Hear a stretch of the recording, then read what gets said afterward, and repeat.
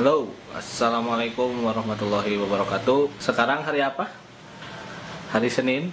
Mengawali hari Senin ini, kita ada yang mau diobrolkan langsung ke pakar dari segala pakar, melebihi dago pakar, tentang konsumen. Kalau nanya ke agen marketing itu, kenapa sih? Pasti pertanyaan itu yang pertama. Oke, cekidot, kita geser aja. Cus. Nah, ini pakar dari segala pakar kita yang melebihi dago pakar. Bagaimana Bapak Imam, keadaannya sehat? Alhamdulillah, jag marikas guys. Oh, alhamdulillah. Gini Bapak Imam, ini mah keresahan saya sebagai salah satu agen yang melayani para konsumen. Emang kunaon? Kenapa konsumen itu pertanyaan awalnya pasti langsung minta price list. Kadang nggak pakai assalamualaikum. Kalau ada yang minta price list, kenapa kayak gitu? Price list, itu gitunya. Minta price list Kang gitu.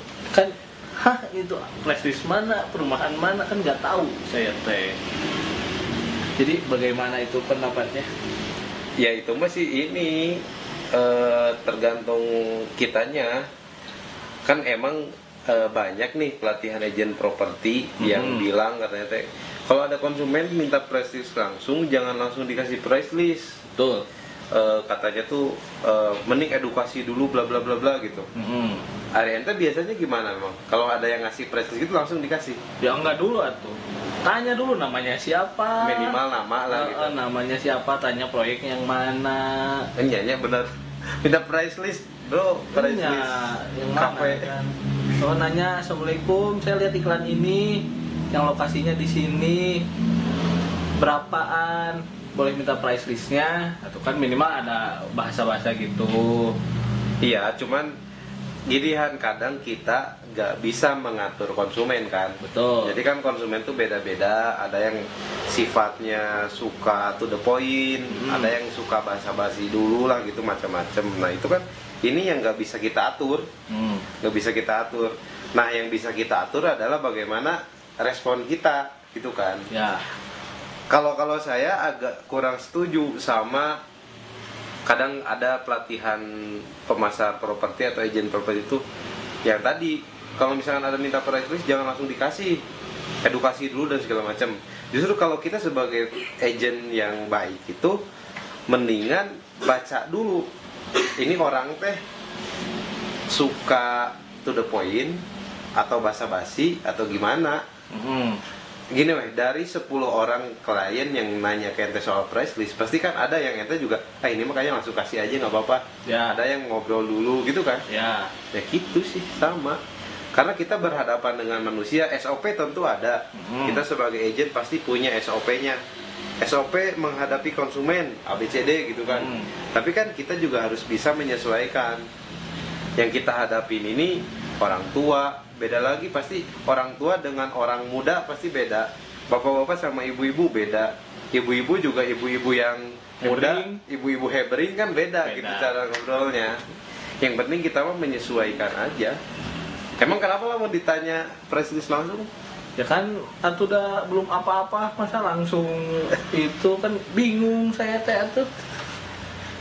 Apalagi set minta price list, udah dikasih price list nggak ada balasan lagi. Oh nyata ya. Nah itu gimana? Kenapa? Kenapa bapak-bapak, ibu-ibu kalau dikasih price list langsung nggak dijawab lagi? Ya mungkin kan dari pihak si konsumen mah mereka cuman pengen tahu dulu, ya nggak, bapak-bapak ibu-ibu, tulis di komentar. Iya nanti jawab, isi di bawah.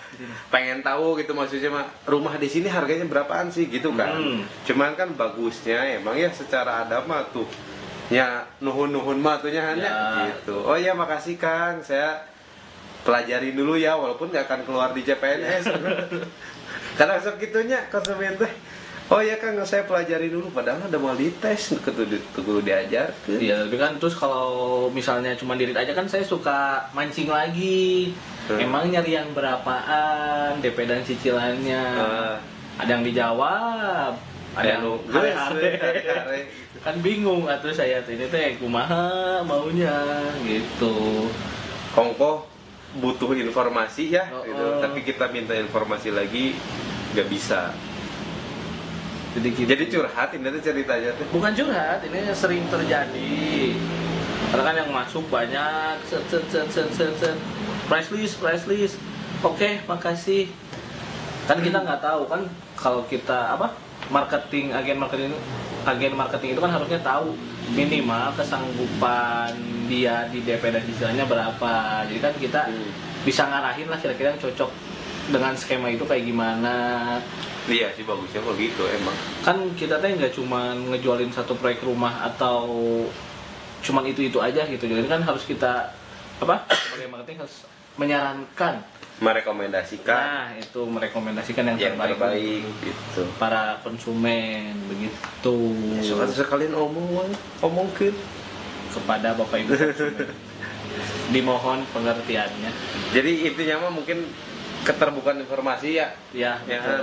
Jadi kan bapak ibu yang lagi nyari rumah nih, wajar memang kita nggak mempermasalahkan ya kan soal mau nanya-nanya dulu tapi nggak beli-beli, nggak masalah, wajar gitu. Karena beli rumah mah nggak kayak beli gorengan gitu kan, pasti nanya. Bahkan ada juga yang ke kita tuh sampai hitungan tahun ya hanya Ada. sampai 1 tahun itu nanya. Terus tiap kita update story, yang update informasi, nanya ini harga berapa, kita kasih informasi. Wajar, kita mah nggak masalah sama hal yang kayak gitu. Cuman kadang yang nggak enaknya gitu ya, Iya. udah dikasih informasi plus weh Kan udah nuhun-nuhun acan kan sudah timbal balik lah. Jadi Iya. kalau dia mendapatkan informasi, ya kita juga minimal mendapatkan informasi kemampuan cicilannya berapa. atau mungkin malu han. Atau nggak usah kan. malu. Oke lah, soal finansial mah ya gitu masih oke. Ini mah geningan ayah nu ditanya nama ge hese. Iya, nggak dijawab-jawab. Cuma Ini diri ibu aja. siapa, ini bapak siapa, nggak ngejawab sama sekali. Padahal kan pasti punya nama. Iya, masa di akte nggak ada.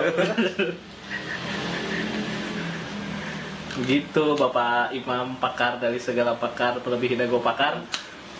Entah lah. Itu keresahan saya. Terus ini ada yang menarik nih saya lihat di channel kita, di channel YouTube-nya Kausa. Ada yang bilang ini kan, pernah iseng-iseng tanya pembiayaan rumah dengan sistem syariah, ternyata harganya lebih mahal dari konvensional katanya. Gimana pendapat?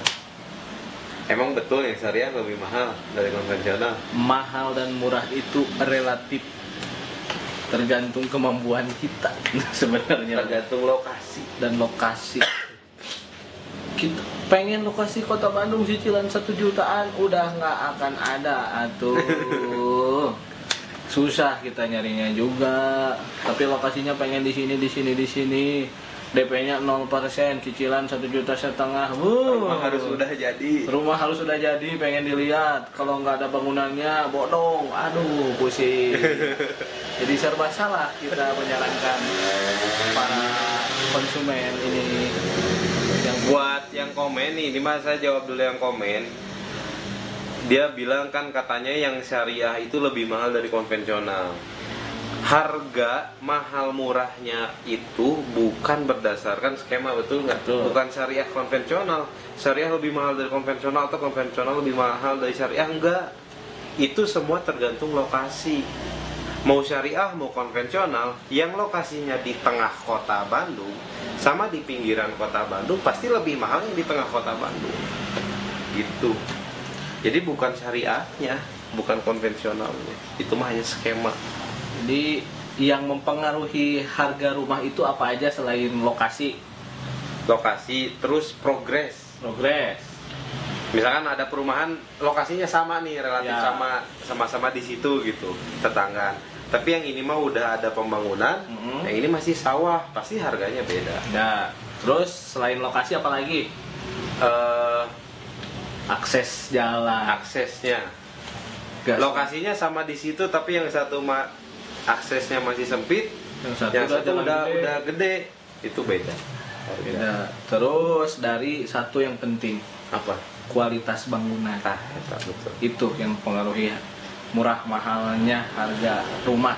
portofolio developer juga. Misalkan developer yang udah pernah mendeliverkan proyeknya dengan bagus, kualitasnya bagus, itu biasanya punya harga lah. Ya, ada barang, ada harga. Ada harga, ada kualitas. Ada harga, ada kualitas, salah. Oke. Jadi beda, yang semeter cuma 2 juta dan semeter 4 juta bangunan itu beda. Jelas bedanya. Ada miring-miringnya, si teplokan semennya nggak rapi. Ya banyak lah konsumen-konsumen yang curhat yang kayak gitu, walaupun bukan beli dari kita ya. Disclaimer, ya. Ya udah, intinya apa tadi? Intinya apa tadi itu? Coba simpulkan. Pakar dari Kan segala didinya pakar. tadi anu nanya. Oh, kan saya mah hanya menanyakan. Ya intinya kalau Bapak Ibu mau dibantu cari rumah, nih kan kebanyakan ke Kausa itu yang handle Kang Farihan nih. Apa sih sebutannya kan kooperatif lah. Kalau Bapak Ibu perlu informasi tentang rumah gitu di mana yang cocok, ya butuh keterbukaan. Misalkan bagaimana caranya kita tahu itu rumah cocok sama Bapak Ibu, sedangkan kita tanya budget aja, Ibu nyari rumahnya budget berapa? Enggak, saya mau tanya-tanya dulu. Tanya-tanya teh sabaraha gitu kan. Iya, harus Bisa kita tahu. tawarin yang harga miliaran dengan harga ratusan juta kan beda. Gitu. Kemampuan Bapak Ibu tuh ada di mana? Entong isi-isi lah gitunya. Jangan malu-malu, karena yang malu-maluin mah cuman saya. Enggak. Yang penting enjoy aja ngobrol sama kita di tim Kausa. Gak usah sungkan-sungkan, gak usah malu-malu. Dan gratis juga kan? Gratis. Konsultasi di mana lagi konsultasi gratis? Banyak sih. Dianterin survei juga nggak usah malu, nggak beli nggak apa-apa. Yang penting udah tahu lokasi. Jadi kan kebayang kalau punya rumah daerah sini kayak gimana rasanya, sensasinya. Apalagi buat yang ditinggalin sehari-hari kan minimal harus tahu ya kondisi lingkungannya kayak gimana. Itu. Tetangga. Dan yang paling penting nih, mungkin Bapak Ibu emang ngehubungin agent itu banyak, bukan cuma sama kita aja, bukan sama Kausa aja, banyak ke agent lain juga menghubungi. Dan kalau memang mau udahan, ya udahan, ibaratnya mau putus gitu ya, break dulu, ngomong gitu. Kang, saya udah berhubungan dengan agent ini, lagi cari rumah yang di sana. Sama Kang udah ya gitu, maksudnya gak usah cari-cari lagi, gak usah nge-follow up lagi gitu. Ya kita mau fine-fine aja gitu ya, asal terbuka. Oh oke Bu, maaf, berarti nanti kedepannya kita nggak akan nge-follow up Ibu lagi gitu ya. Risih gitu ya, hanya Ada yang sering di broadcast kan nggak tahu, orang-orang lain mah di broadcast semua info perumahan di Bandung tiap minggu atau tiap hari kena kan jadi pusing, jadi spam gitu, takut ngeganggu juga. Makanya minimal ya ada konfirmasi, benar kata Imam tadi. Udah, ini tuh udah ya paling gitulah. jadi intinya apa? Ya lu tadi intinya deh. Intinya keterbukaan informasi dan saling melengkapi, Saling menghargai. Oh, iya, Kalau saling. memang mau kita bantu, insya Allah kita bantu tanpa dimintai bayaran. Yang penting kooperatif, betul. terbuka informasi. Oke, tutup atuh kan tadi saya udah ngebuka tadi. Ya, sampai jumpa di video selanjutnya. Assalamualaikum warahmatullahi wabarakatuh. Jangan lupa subscribe, comment, and like. Assalamualaikum warahmatullahi wabarakatuh.